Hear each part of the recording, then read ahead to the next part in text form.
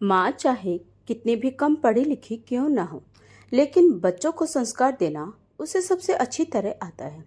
जिस माँ ने अपने बच्चों के लिए पूरी जिंदगी त्याग कर दी, वही माँ जब अपने ही घर में अपमान सहने लगे तो दिल टूट जाता है। नमस्कार दोस्तों, स्वागत है आप सभी का हमारे चैनल में। आज की कहानी है गंवार कहकर ठुकराई गई माँ। यह कहानी एक ऐसी माँ की है जिसे उसके अपने ही लोग उसकी भाषा और पढ़ाई के कारण छोटा समझते रहे, लेकिन समय आने पर उसी माँ ने सबको इंसानियत और संस्कार का असली मतलब समझाया।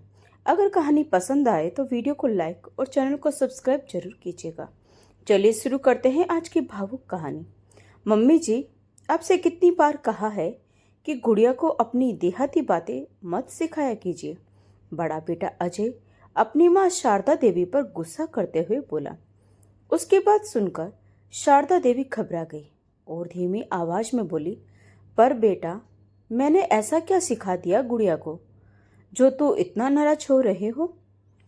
तभी उनकी बड़ी बहू प्रिया कमरे से बाहर आई और ताने भरे स्वर में बोली, मम्मी जी, सुबह से आपकी गांव वाली भाषा बोल रही है गुड़िया। हम उसे इतने महंगे इंग्लिश मीडियम स्कूल में पढ़ा रहे हैं ताकि वह अच्छी अंग्रेजी सीख सके और आगे चलकर किसी बड़े कॉन्वेंट स्कूल में उसका एडमिशन हो सके। लेकिन आप हैं कि हमारी सारी मेहनत पर पानी फेरने में लगी रहती है। आपकी यही गंवार भाषा हमारी बेटी का भविष्य खराब कर देगी। शारदा देवी हैरानी और दुख से बेटे बहू की बातें सुनती रही। प्रिया लगातार जहर भरे शब्द बोलती जा रही थी और अजय चुपचाप खड़ा अपनी पत्नी की बातों का समर्थन कर रहा था। पति की मृत्यु को अभी 5 महीने ही हुए थे, लेकिन शारदा देवी के जीवन से मानो सुकून हमेशा के लिए चला गया था। आए दिन बड़ी बहू उन्हें किसी न किसी बात पर अपमानित करती रहती थी। शारदा देवी के 2 बेटे थे। बड़े बेटे अजय की एक प्यारी सी बेटी थी जिसे घर में सब प्यार से गुड़िया बुलाते थे। छोटे बेटे दीपक की शादी भी 1 साल पहले ही हुई थी। शारदा देवी अक्सर घर का काम करते हुए अपने गांव के पुराने लोकगीत गुनगुनाया करती थी। एक दिन गुड़िया ने अपनी दादी को वही गीत गाते हुए सुन लिया और तोते की तरह कुछ शब्द दोहराने लगी। बस फिर क्या था, इतनी सी बात पर प्रिया ने घर में तूफान खड़ा कर दिया। असल में मुद्दा केवल भाषा का नहीं था, बल्कि अपनी सास पर रोब जमाने का था। प्रिया जानती थी कि उसकी सास बहुत सीधी सादी और शांत स्वभाव की है, इसीलिए वह हर छोटी बात पर उन्हें नीचा दिखाने का मौका ढूंढती रहती थी। अब तो छोटी बहू भी अपनी जेठानी को देखकर वैसा ही व्यवहार करने लगी थी। पति के जाने के बाद शारदा देवी ने मानो अपने होठ सील लिए थे। उन्हें लगता था कि चुप रहना ही उनके लिए सबसे अच्छा रास्ता है। वैसे यह पहली बार नहीं था जब उन्हें कम पढ़ी लिखी होने की वजह से अपमान सहना पड़ा हो। शारदा देवी गांव के सरकारी स्कूल में पढ़ी थी, जहां अंग्रेजी शिक्षा पर ज्यादा ध्यान नहीं दिया जाता था। ऊपर से गांव का माहौल और बोली उनकी भाषा में साफ झलकती थी। शादी के बाद कुछ सालों तक उन्हें अपनी ननंद से देहाती और गंवार होने के ताने सुनने पड़े, लेकिन जब पढ़े लिखे और बड़े घर की बेटी प्रिया उनकी बहू बनकर आई, तब से यह सिलसिला और बढ़ गया। सालों तक लगातार अपमान सहते सहते शारदा देवी का आत्मविश्वास भी टूट चुका था। बचपन से ही उनका सपना था कि वह पढ़ लिखकर अपने पैरों पर खड़ी हो, लेकिन किस्मत ने उनका साथ नहीं दिया। उनके जन्म के बाद घर में पहले ही 2 बेटियां थी और तीसरी बेटी के रूप में उनका जन्म होना दादी को बिल्कुल पसंद नहीं आया था। घर की मुखिया उनकी दादी थी और पिता हमेशा उनकी हर बात मानते थे। माँ की जिंदगी भी दादी के इशारों पर चलती थी। घर में माँ को कभी अपनी इच्छा से कुछ करने का अधिकार नहीं मिला और वही हाल तीनों बेटियों का भी था। शारदा देवी पढ़ना चाहती थी, कुछ बनना चाहती थी, लेकिन गांव के सरकारी स्कूल में 10वीं पास करते ही दादी ने साफ कह दिया, अब बहुत पढ़ाई हो गई, लड़कियों को ज्यादा पढ़ाने से सिर चढ़ जाती है, अब घर का काम सीखो। शारदा देवी ने रोते हुए अपने पिता से कहा, बाबूजी, मैं पढ़ना चाहती हूँ, कुछ बनना चाहती हूँ। लेकिन पिता ने वही किया जो दादी ने कहा। उनकी पढ़ाई छुड़वा दी गई उस दिन शारदा देवी बहुत रोई थी। उन्हें समझ नहीं आया कि जिस घर में उन्होंने जन्म लिया, क्या वह घर कभी उनका था भी या नहीं। लेकिन पढ़ाई का सपना उन्होंने मरने नहीं दिया। वह अपनी सहेलियों की किताबें मांग कर लाती और छिप छिप कर पढ़ाई करती। भले ही वह 12वीं की परीक्षा न दे सकी, लेकिन 12वीं तक का ज्ञान उन्होंने खुद मेहनत करके हासिल कर लिया। महज 18 साल की उम्र में शारदा देवी का विवाह शहर के एक बड़े परिवार में उनसे लगभग 12 साल बड़े युवक से कर दिया गया। शादी के साथ ही उनके सारे सपने जैसे अधूरे रह गए। ससुराल आने के बाद उन्होंने देखा कि पढ़ी लिखी जेठानी और स्नातक पास ननंद उन्हें अपने से कम समझती थी। जब भी वह कुछ बोलती तो ताना सुनने को मिल जाता। कैसी देहाती भाषा बोलती हो तुम। शारदा देवी चुपचाप सब सुन लिया करती थी। एक दिन उन्होंने अपनी जेठानी को सहेलियों से धारा प्रवाह अंग्रेजी में बातें करते देखा तो उनके भीतर दबा पढ़ाई का सपना फिर जाग उठा। उन्होंने हिम्मत करके अपने पति से 12वीं की परीक्षा देने की इच्छा जताई।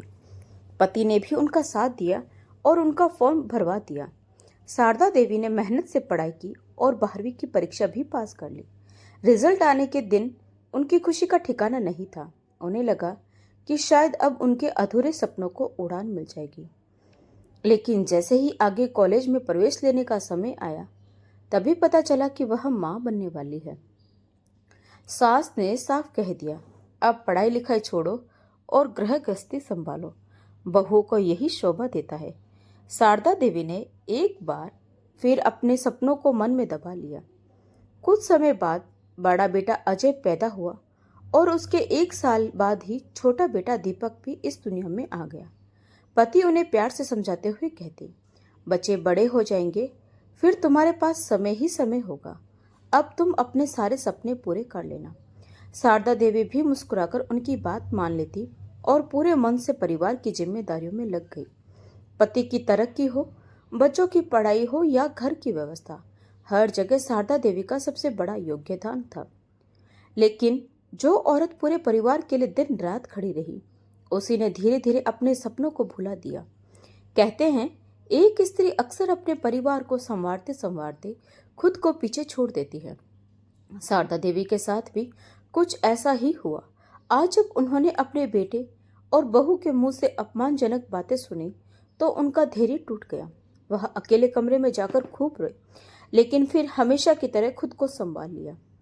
शाम को वह घर का सामान लेने बाजार गई थी। भीड़ के बीच अचानक किसी ने पीछे से आवाज लगाई, शारदा, अरे शारदा। वह ठिठक गए। आवाज कुछ जानी पहचानी सी लगी। पीछे मुड़कर देखा तो उनकी बचपन की सहेली राजेश्वरी खड़ी थी। इतने सालों बाद अपनी सहेली को देखकर शारदा देवी की आंखें भर आई। दोनों एक दूसरे से गले मिलकर बच्चों की तरह रो पड़ी। राजेश्वरी हंसते हुए बोली, मुझे तो अंदाजा भी नहीं था कि तुम इसी शहर में मिल जाओगी। मेरी यहाँ गर्ल्स स्कूल में प्रिंसिपल के तौर पर पोस्टिंग हुई है। बच्चों की नौकरी लग गई है तो हम भी यहीं आकर बस गए। अच्छा, ये सब छोड़ो, तुम बताओ, तुम्हारे तो बड़े बड़े सपने थे। आजकल क्या कर रही हो, नौकरी या कोई बिजनेस? यह सवाल सुनते ही शारदा देवी कुछ पल के लिए शांत हो गई। उनकी आंखों में पुराने सपनों की परछाइयां उतर आई। फिर हल्की मुस्कान के साथ बोली, सपने तो बहुत थे मेरे, लेकिन शायद किस्मत को कुछ और ही मंजूर था। इतना कहते कहते उनकी आंखें आंसू से भर गई। फिर भर रही आवाज में बोली, जिनके सहारे जिंदगी कट रही थी वो भी 5 महीने पहले मुझे अकेला छोड़कर चले गए। यह सुनते ही राजेश्वरी को गहरा झटका लगा। उसने तुरंत शारदा देवी को गले से लगा लिया और उनके आंसू पोंछते हुए बोली, लेकिन तुमने अपने लिए कभी कुछ करने के बारे में क्यों नहीं सोचा? तुम तो पढ़ना चाहती थी, अपने पैरों पर खड़ा होना चाहती थी ना? शारदा देवी ने दर्द भरी मुस्कान के साथ कहा, शादी से पहले दादी के हिसाब से जिंदगी चली, शादी के बाद ससुराल वालों के हिसाब से, और अब बहुओं के इशारे पर चल रही हूँ। बहुएं नौकरी करती हैं और मैं आज भी चूल्हा चौका संभाल रही हूँ। ऊपर से अनपढ़ और गंवार कहलाने का ताना अलग सुनती हूँ। अब तो उम्र भी निकल गई है। इस उम्र में क्या पढ़ाई करूंगी और क्या सपने पूरे करूंगी? वर्षों से दबे हुए दर्द आज उनकी आंखों से आंसू बनकर बह निकले। राजेश्वरी कुछ देर तक उन्हें देखती रही, फिर अचानक गंभीर होकर बोली, क्यों? अभी कौन सा समय निकल गया है? सपनों की कोई उम्र नहीं होती शारदा। अगर आज भी तुम चाहो तो सब कर सकती हो। लोग 2 दिन हंसेंगे, बातें बनाएंगे और फिर चुप हो जाएंगे, लेकिन अगर तुमने खुद के लिए कदम नहीं उठाया तो सारी जिंदगी पछताओगी। याद रखना, जिंदगी तुम्हारी है, लोगों की नहीं। राजेश्वरी की बातें शारदा देवी के दिल में उतरती चली गई। ऐसा लग रहा था जैसे किसी ने उनके भीतर बुझ चुकी उम्मीद की लौ फिर से जला दी हो। राजेश्वरी ने अपना विजिटिंग कार्ड उन्हें देते हुए कहा, जिस दिन दोबारा पढ़ाई शुरू करनी हो मेरे पास आ जाना। मैं तुम्हारे लिए कॉलेज में विशेष कक्षाओं का इंतजाम करवा दूंगी। सहेली की बातों ने शारदा देवी के भीतर नया साहस भर दिया। घर लौटते समय उनके कदमों में अलग ही आत्मविश्वास था। उन्हें लग रहा था कि शायद अभी भी देर नहीं हुई, शायद अभी भी वह अपने सपनों को नया आसमान दे सकती हैं। घर पहुंचकर उन्होंने दरवाजा खोला तो देखा दोनों बेटे अजय और दीपक घर आ चुके थे और दोनों बहुएं रसोई में खाना बना रही थी। शारदा देवी ने सामान एक तरफ रखा और मन ही मन फैसला कर लिया कि अब वह चुप नहीं रहेगी। वह सबके पास जाकर बैठ गई। दोनों बहुएं भी बाहर आ गई। शारदा देवी ने धीमी लेकिन दृढ़ आवाज में कहा, अच्छा हुआ तुम सब यहीं हो, मुझे तुम सबसे एक जरूरी बात करनी है। दोनों बेटे हैरानी से उनकी ओर देखने लगे। अजय बोला, क्या हुआ माँ? शारदा देवी ने गहरी सांस ली और बोली, बहुत वर्षों से मेरे कुछ सपने अधूरे हैं और अब मैं उन्हें पूरा करना चाहती हूँ। मैंने फैसला किया कि मैं आगे पढ़ाई करूँगी। उनकी बात सुनते ही कमरे में सन्नाटा छा गया। कुछ पल बाद प्रिया हंसते हुए बोली, मम्मी जी, इस उम्र में पढ़ाई, अब मंदिर और सत्संग की उम्र में कॉलेज जाओगी आप? उसकी बात सुनकर सभी हल्का हल्का मुस्कुराने लगे, लेकिन इस बार शारदा देवी चुप नहीं थी। उनकी आंखों में पहली बार अपने अस्तित्व के लिए लड़ने का साहस दिखाई दे रहा था। माँ, कुछ तो सोच समझकर बोला कीजिए। आपकी तबीयत ठीक तो है ना? कैसी अजीब बातें कर रही हैं आप? हैरानी से प्रिया बोली। तभी बड़ा बेटा अजय भी गुस्से में बोला, हाँ माँ, आप ठीक तो है ना? आखिर इस उम्र में पढ़ाई करने की क्या जरूरत है? शारदा देवी ने इस बार शांत रहने की बजाय दृढ़ आवाज में कहा, मैं बिल्कुल ठीक हूँ। और यह क्या तरीका हुआ मुझसे बात करने का? क्या मेरे कोई सपने नहीं थे? क्या मेरे दिल में कोई अरमान नहीं थे? अगर मैं अब उन्हें पूरा करना चाहती हूँ तो इसमें गलत क्या है? तभी छोटा बेटा दीपक भी ताना मारते हुए बोला, माँ, लोग हमारा मजाक उड़ाएंगे, इस उम्र में कौन कॉलेज जाता है? छोटी बहू भी व्यंग्य करते हुए बोली, अगर आपको यह सब करना ही है तो कहीं और जाकर कीजिए, इस घर में अब यह सब नहीं चलेगा। बेटे बहुएं अपना फैसला सुनाकर अपने अपने कमरों में चले गए। शारदा देवी वही स्तब्ध बैठी रह गई। उनकी आंखें नम थी, लेकिन इस बार उनके भीतर कुछ बदल चुका था। उन्होंने मन ही मन तय कर लिया कि अब वह अपने सपनों को फिर से मरने नहीं देगी। कहते हैं, जब इंसान अपने लिए खड़ा होना सीख जाता है तभी उसकी असली जिंदगी शुरू होती है। शारदा देवी के जीवन में भी शायद वही पल आ चुका था। अगले दिन सुबह होते होते उन्होंने फैसला कर लिया कि अब वह अपने सपनों को हर हाल में पूरा करेगी। जब घर के सभी लोग अपने अपने काम पर चले गए तब शारदा देवी भी चुपचाप कॉलेज जाने के लिए निकल पड़ी। कॉलेज पहुंचकर उन्होंने प्रिंसिपल ऑफिस के बाहर बड़े बड़े अक्षरों में लिखा देखा, डॉक्टर राजेश्वरी वर्मा। यह देखकर उनके चेहरे पर हल्की मुस्कान आ गई। मन ही मन सोचने लगी, आज राजेश्वरी को खुद पर कितना गर्व महसूस होता होगा। तभी वहां खड़े चपरासी ने पूछा, किससे मिलना है आपको? शारदा देवी ने धीरे से कहा, प्रिंसिपल मैडम से। चपरासी उन्हें ऑफिस के अंदर ले गया। अपनी बचपन की सहेली को वहां देखकर राजेश्वरी बहुत खुश हुई। उसने तुरंत शारदा देवी को गले लगा लिया। फिर बिना देर किए स्नातक प्रथम वर्ष में उनका प्रवेश फॉर्म भरवा दिया। लेकिन जब शारदा देवी ने झिझकते हुए कहा, घर के हालात ऐसे हैं कि मैं रोज कॉलेज नहीं आ पाऊंगी, तो राजेश्वरी देवी कुछ देर सोच में पड़ गई। फिर मुस्कुराते हुए बोली, उसकी चिंता मत करो।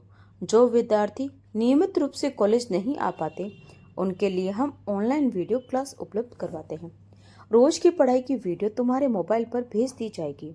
तुम्हें केवल परीक्षा देने कॉलेज आना होगा। यह सुनकर शारदा देवी की आंखों में खुशी चमक उठी। अगले ही दिन से उन्होंने बेटे बहू के घर से निकलने के बाद पढ़ाई शुरू कर दी। पढ़ाई का शौक उनके भीतर आज भी जिंदा था। दिन भर घर का काम करने के बाद भी वह रात को 2 घंटे पढ़ने के लिए जरूर निकालती थी।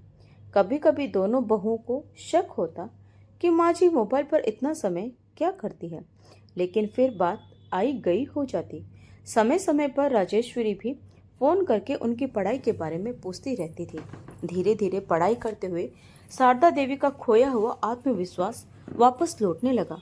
अब उनकी आंखों में फिर से सपने दिखने लगे थे। समय पंख लगाकर उड़ने लगा और देखते ही देखते 3 साल बीत गए।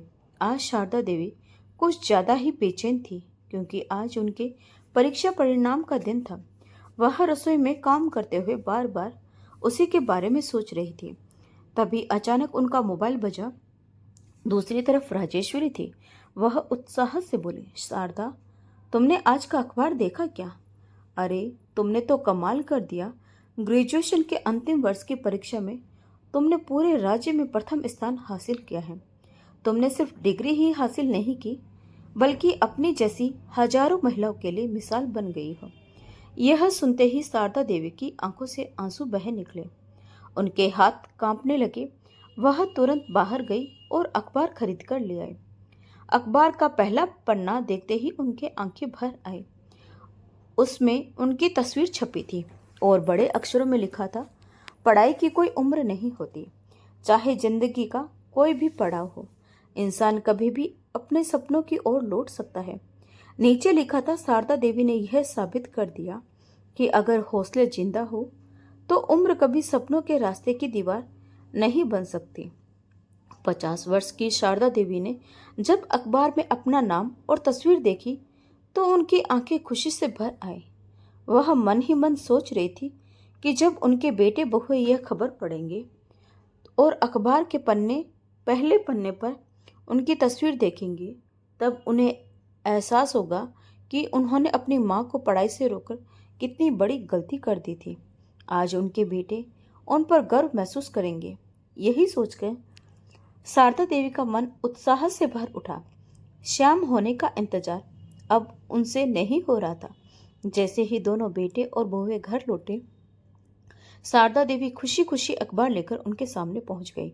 बड़ा बेटा अजय अखबार पढ़ते ही हैरान रह गया। अगले ही पल उसका चेहरा गुस्से से लाल उठा। वह ऊंची आवाज में बोला, माँ, आखिर आप यह सब करके साबित क्या करना चाहती हैं? पहले भी समझाया था कि अगर यह सब नौटंकी करनी है तो कहीं और जाकर कीजिए। उनकी बात सुनकर शारदा देवी का दिल टूट गया, लेकिन इस बार उन्होंने चुप रहने की बजाय अपनी आवाज उठाई। तभी बड़ी बहू प्रिया भी ताने मारते हुए बोले, तो यही वजह थी आप मोबाइल में दिन रात लगी रहती थी। हमें तो लगा था कि उम्र के साथ भजन कीर्तन का शौक बढ़ गया है, लेकिन आप तो कुछ और ही कर रही थी। शारदा देवी ने पहली बार सख्त स्वर में कहा, प्रिया, मुझसे थोड़ी तमीज से बात करो। जब तक मैं पढ़ी लिखी नहीं थी तब तक तुम्हें मैं अनपढ़ और गंवार लगती थी।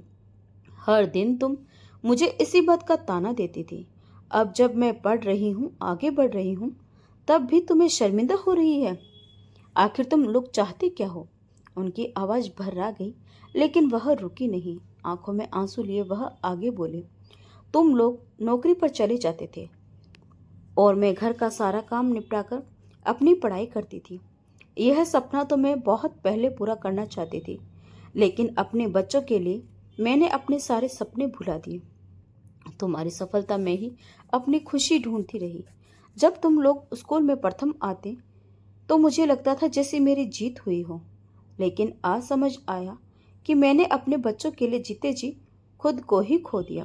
कहते हैं, जब एक माँ टूटती है तब उसकी आवाज में सबसे ज्यादा दर्द होता है। उस दिन शारदा देवी की हर बात में वर्षों का दबा हुआ दुख साफ झलक रहा था। कुछ पल चुप रहने के बाद उन्होंने दृढ़ आवाज में कहा, लेकिन अब बहुत हो गया। अब मैं आगे बीएड की पढ़ाई भी करूंगी। अब मैं रुकने वाली नहीं हूँ। यह सुनते ही छोटा बेटा दीपक गुस्से में बोला, माँ, अगर आपको यह सब करना है तो कहीं और जाकर कीजिए। यह तमाशा अब हमसे बर्दाश्त नहीं होता। अगले दिन सुबह कुछ न्यूज़ रिपोर्टर शारदा देवी का इंटरव्यू लेने उनके घर पहुंचे। रिपोर्टर उनसे तरह तरह के सवाल पूछ रहे थे। एक रिपोर्टर ने पूछा, शारदा जी, अब आगे आपका क्या सपना है? शारदा देवी ने आत्मविश्वास से मुस्कुराते हुए कहा, मैं आगे बीएड की पढ़ाई करना चाहती हूँ और साथ ही अपना एक कोचिंग सेंटर खोलना चाहती हूँ, ताकि मेरी तरह जिन महिलाओं के सपने अधूरे रह गए उन्हें मैं आगे बढ़ने की हिम्मत दे सकूं। उस दिन रविवार था, इसलिए दोनों बेटे बहुए घर पर ही थे। अपनी माँ को कैमरे के सामने आत्मविश्वास से बात करते देखकर उनके अंदर गुस्सा उबल रहा था, लेकिन मीडिया के सामने कुछ कह नहीं सके। जैसे ही रिपोर्टर वहां से गए, अजय गुस्से में माँ पर बरस पड़ा। माँ, आखिर यह तमाशा कब तक चलेगा?